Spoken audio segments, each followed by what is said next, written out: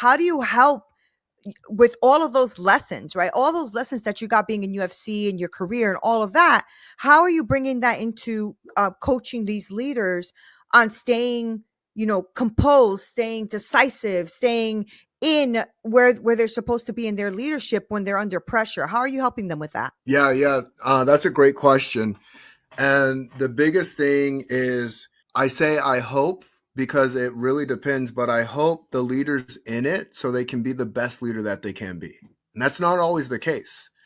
But I hope the leaders in it so they can be the best leader that they can be. And the reason I say that is if I can ask the right questions and shift their perspective in a way that gets them to go outside of their comfort zone, Right, because that's ultimately what it is. It's a game of comfort zone. And right, I'll right. I'll go as far as saying like it's easy to say you'll do the right thing. It's easy to say you'll do the integrous thing. It's easy to say, especially when you're around people. Yeah. But that's not where the challenge lies. The challenge lies in, okay, who are you going to be when no one's watching? Who are you Hmm. going to Hmm. be? And so I want to support leaders who are willing to honestly look at their own shit because we don't get it right every single time. Yeah, yeah, There isn't yeah. a person who's like, I don't make any mistakes. I've never made a mistake. And if you say that, I'm noticing like, you might not know yourself very well.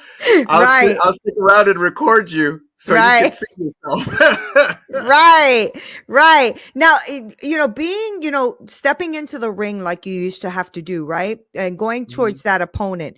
And that's a tough game, right? UFC is a tough game. That's not easy. I mean, you're getting, hit. I mean, it's a thing. It's a big thing. So I'm just wondering, how did you find the game coming out of that into your coaching and leadership development and all?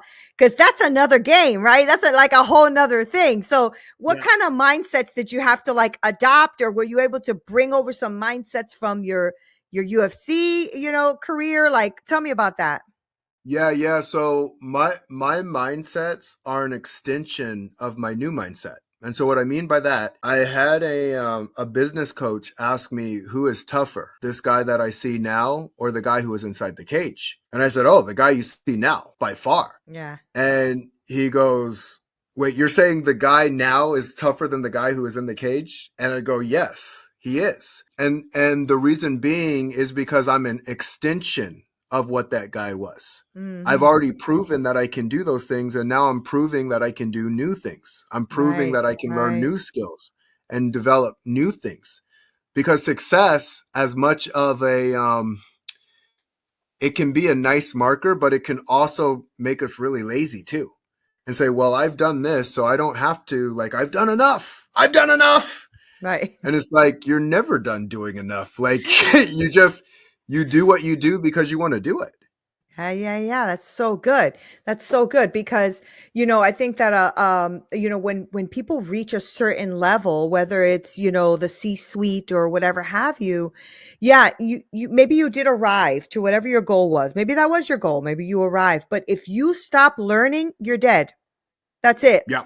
Right? Because life teaches you some stuff. I'm telling you, life teaches you some stuff, but also so does business. Like, I've hit the career strides too. And when I started to become an entrepreneur full time and getting my own business up and do it, you're right. You're a marketer first. You're like, leader first. You're everything first. You're an ad specialist first. Like you're Yep. everything Yep.